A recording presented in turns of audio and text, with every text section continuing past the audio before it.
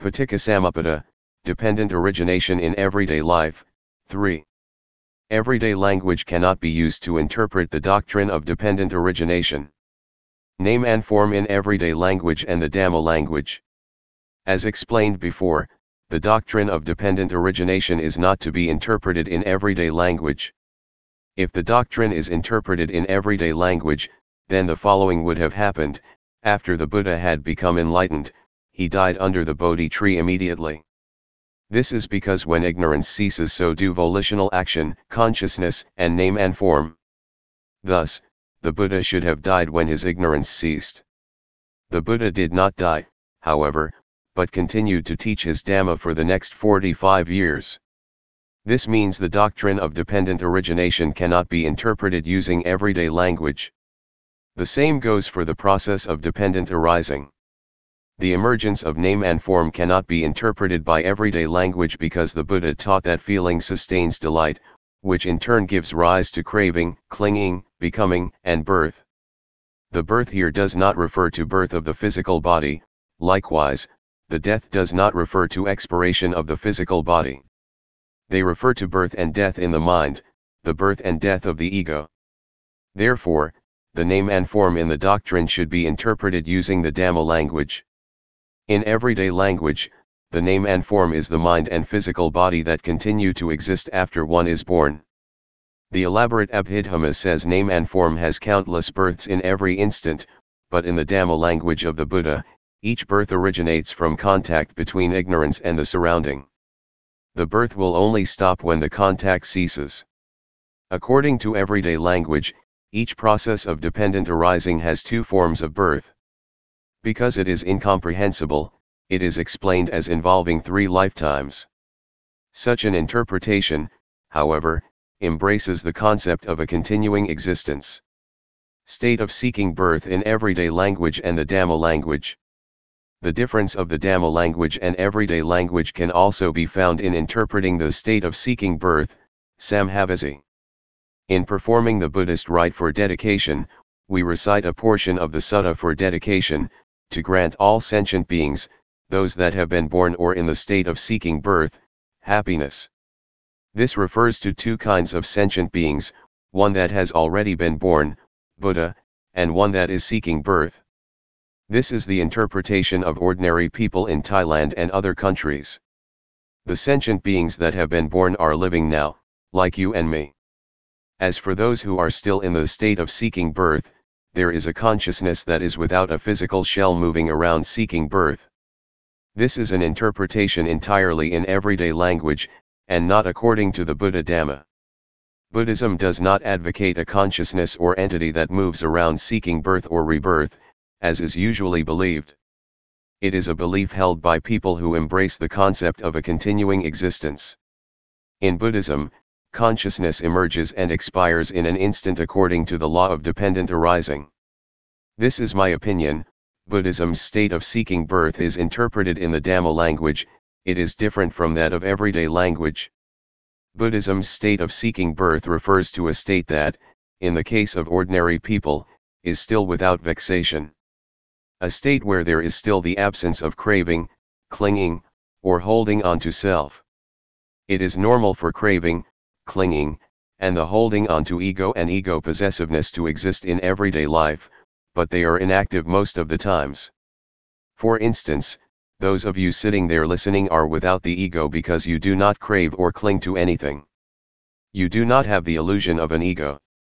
You are just sitting there, listening naturally, and you are in a normal and blank state. When strong craving and clinging emerge, however, intense suffering follows. Ordinary people thus live in 2 states, where one is born because there is craving, clinging, and a suffering self, and where one is in a state of seeking birth. They are the objects of the Buddhist rite for dedication, those that are born and foolish and those that are in a state of seeking birth and oblivious of what is happening. The state of seeking birth awaits the birth of the ego and ego possessiveness. It is a sorry state because the ego and ego possessiveness are ready to emerge at any time. When one loses right mindfulness, and the ego and ego possessiveness develop out of contact between ignorance and the surrounding, there is birth.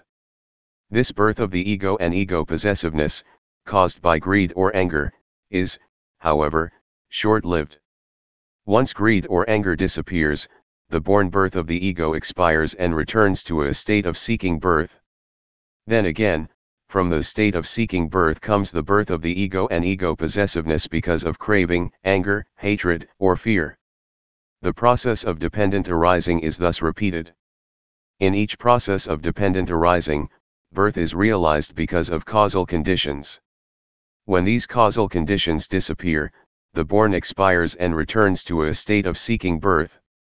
This interpretation of the state of seeking birth is useful in cultivation because the practitioner can take advantage of and benefit from it. Unlike with ordinary people's interpretation, where the consciousness leaves the body and moves around seeking birth after death. I do not believe the state of seeking birth should be interpreted according to everyday language. It is irrelevant to the doctrine of dependent origination, and not beneficial to us. Worse, it embraces the concept of a continuing existence. My unorthodox belief can be proven using the Pali Suttas. They are found in the record of the material food, Kabbalinkarahara, contact food, Vasahara, thought food, Manasansatana and consciousness food, Vinanahara, in the Samyutta Nikaya. The Buddha said the four foods Kataroahara enable the born to live, and they nourish the state of seeking birth. In explaining the four foods, the Buddha also used analogy of the four foods in everyday events. We are sentient beings that are born and in a state of seeking birth at any day. The function of the four foods is to continue nourishing the state of seeking birth, but their special effect is continually sustaining those that are already born, sentient beings that are born. This example allows everyone to understand that there are two interpretations of the born according to everyday language and the Dhamma language. The important thing is for everyone to know which interpretation directly benefits the cultivation of the Buddha Dharma. Only the interpretation according to the Dhamma language can benefit one's cultivation. We must stop all births and states of seeking birth by properly cultivating according to the doctrine of dependent origination, and by disallowing the emergence of the ego and state of seeking birth. To stop birth or the state of seeking birth, the four foods must be totally eliminated. The four foods must not be allowed to become significant and initiate volitional action. With this kind of understanding, our cultivation can benefit from the doctrine of dependent origination. Suffering in the Dhamma language. Suffering has many meanings. In the Dhamma language, it refers to dependent arising.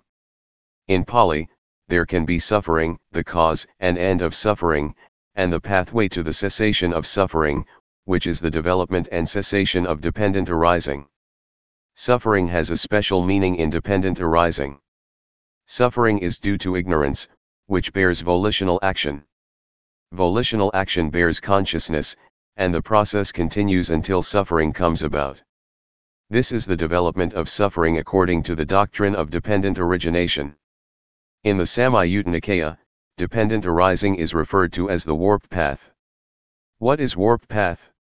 It is the process of dependent arising that leads to suffering. What is the true path? It is the cessation of dependent arising, where the different states gradually die out until suffering is totally eliminated. The true path is the right path, whereas the warped path is the wrong path. The meaning of suffering here is different because it refers specifically to suffering after clinging emerges. Therefore, meritorious karma is suffering. Non-meritorious karma is suffering, imperturbable karma is also suffering. Volitional action independent arising is a causal condition for suffering. Meritorious acts volitional action can also lead to suffering, but ordinary people do not know this. They believe meritorious acts bear pleasure.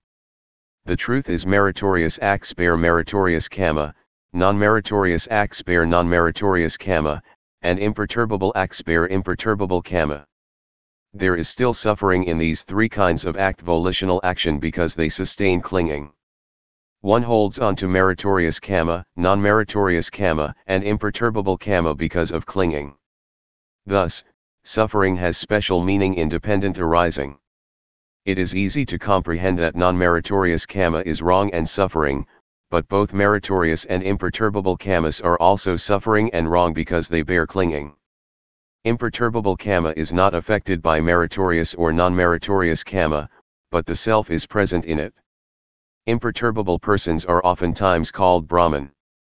Although they are not tainted with meritorious or non-meritorious kama, the self is still present in them. Their mind may be imperturbable while in meditation, but clinging emerges because the self holds on the ego's imperturbable acts. Therefore, it still is suffering. Ordinary people believe goodness is preferable. In the language of dependent arising, however, all is suffering. Meritorious kama is suffering, beauty is suffering, happiness is suffering.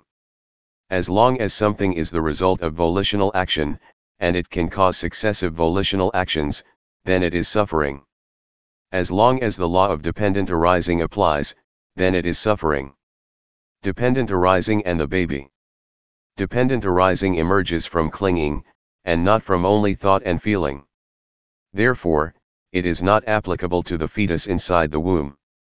This is because ignorance, craving, and clinging have not yet developed in the fetus. The Majjhima Nikaya tells about the birth of the baby up to the point where dependent arising occurs. In the Sutta, the Buddha explicitly describes how human life is formed. The Buddha said that when a child sees form through eye consciousness, he experiences craving for the delightful and shows disgust for the disagreeable. Because the child is without right mindfulness, ignorance is present. He is dominated by habit and characteristic, and does not know deliverance through wisdom. Hence, when he experiences the five sensual desires, sight, sound, odor, taste, and touch, his mind is readily affected by contacts with the surrounding. If right mindfulness and wisdom are present, however, there can be cessation of the notion of goodness and evilness. Dependent arising occurs and ends in a flash. We are unaware that a process of dependent arising begins and ends in a flash. Within this very short period of time, the 11 states or 12 links of dependent arising are manifested successively. For instance, when we become angry, suffering emerges. In an instant, we already experience suffering because of anger. We are unaware that all the 11 states, from ignorance through birth, occur and end successively in that instant. When our eyes see the surrounding, we experience craving or anger immediately. The process happens in an instant, and it is dependent arising. The Buddha taught about the mundane world, its cause and cessation, and method for the cessation of the mundane world in the Samyutta Nikaya. Bhikkhus, how is the mundane world formed? When the eye sees things, eye consciousness is produced. The integration of the three is contact. Contact is causal condition of feeling. Feeling is causal condition of craving. Craving is causal condition of clinging. Clinging is causal condition of becoming. Becoming is causal condition of birth.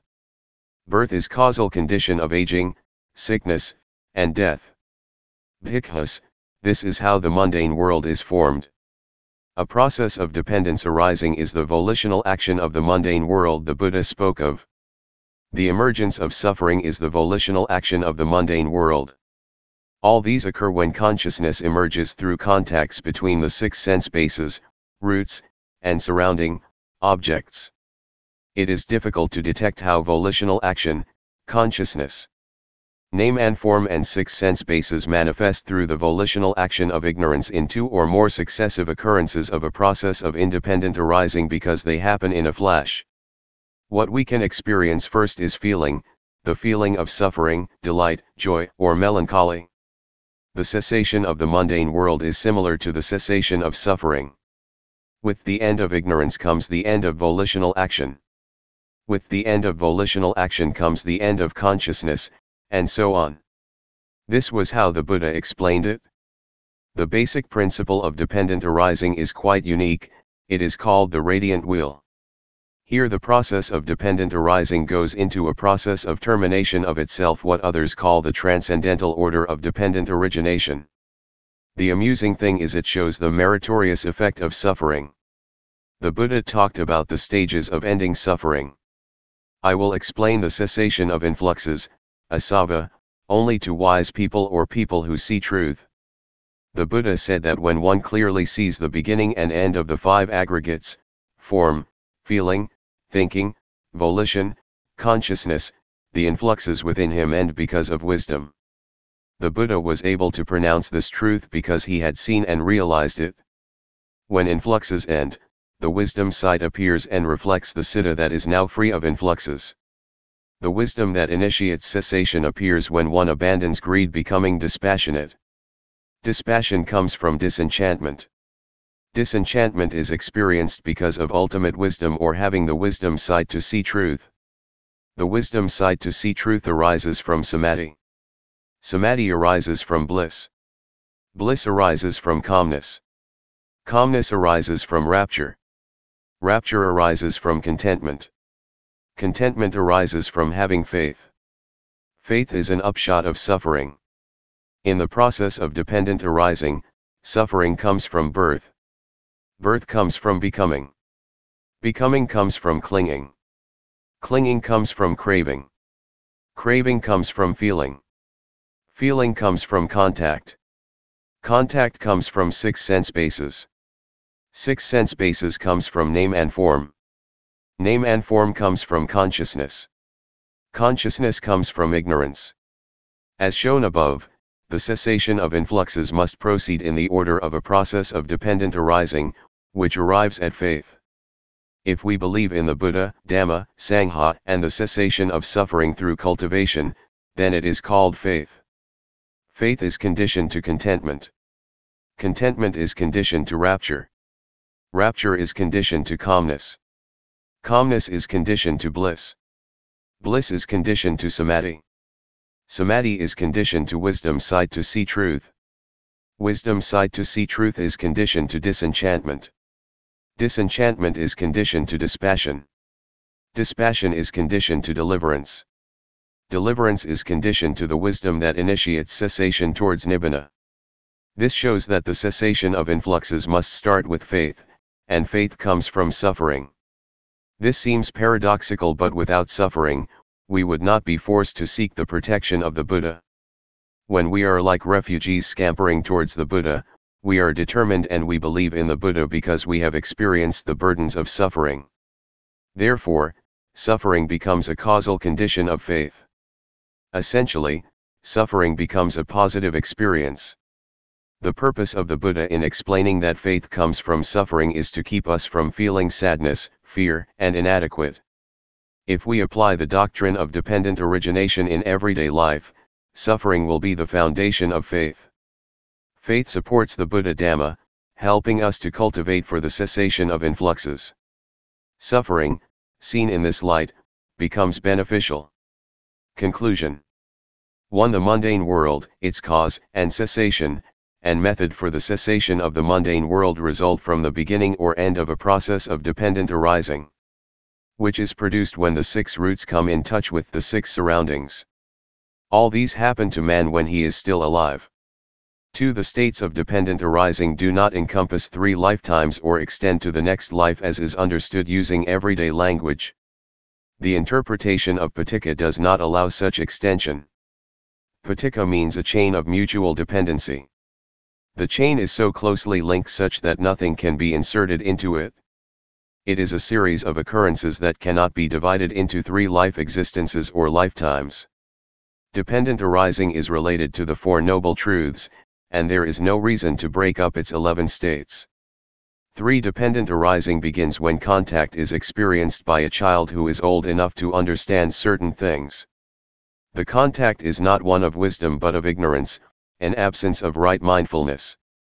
4. The doctrine of dependent origination reveals the truth about the beginning and end of suffering. It does not tell us that man owns suffering and has to retain it over many lifetimes. The owner of suffering is not present, no receiver is present when suffering occurs. The doctrine likewise tells the practical principle of causality. Only the Buddha's doctrine of dependent origination can reveal such truth. When I was still a student of Buddhism, I had no choice but to study a doctrine of dependent origination that was against the Buddha's original proclamation. Later, when I became a teacher of Buddhism, I went against the essence of the Buddha's doctrine by teaching that the process of dependent arising encompassed 3 lifetimes. I accept my mistake and ask for forgiveness. I have spent decades studying the doctrine of dependent origination to discover that it is within our grasp, that we can apply it in our everyday life through right mindfulness. When we are able to block dependent arising at the instant of a contact, the Buddha's doctrine becomes beneficial and practical to us. How do we apply the doctrine of dependent origination? When there is contact with surrounding, one has to maintain right mindfulness to keep ignorance from developing into suffering. I hope everyone will possess the right intelligence to correctly understand the doctrine of dependent origination. My interpretation of the doctrine of dependent origination might be criticized not only by Thai Buddhists but also by Buddhists all over the world, because dependent arising is generally understood to extend over lifetimes. I was the target of severe criticisms in Thailand when I explained the concept of void and commented on the Adhidhamma before. I am sure my interpretation of the doctrine of dependent origination will likewise be criticized. Nevertheless, because I am Buddhadisa Bhikkhu, I must perform my duty. I know what is right or wrong. I shall oppose to the end anything that I know is harmful to the Buddha Dhamma. I am not afraid of criticisms. An applicable doctrine of dependent origination is what the Buddha realized and taught. If we embrace it, we can be able to end our suffering. A dependent arising, where the self or a main body is not present, is one that belongs to an ideal and practical doctrine. I am offering this book to enthusiasts of Buddhism so that they can correctly practice the Buddha Dhamma.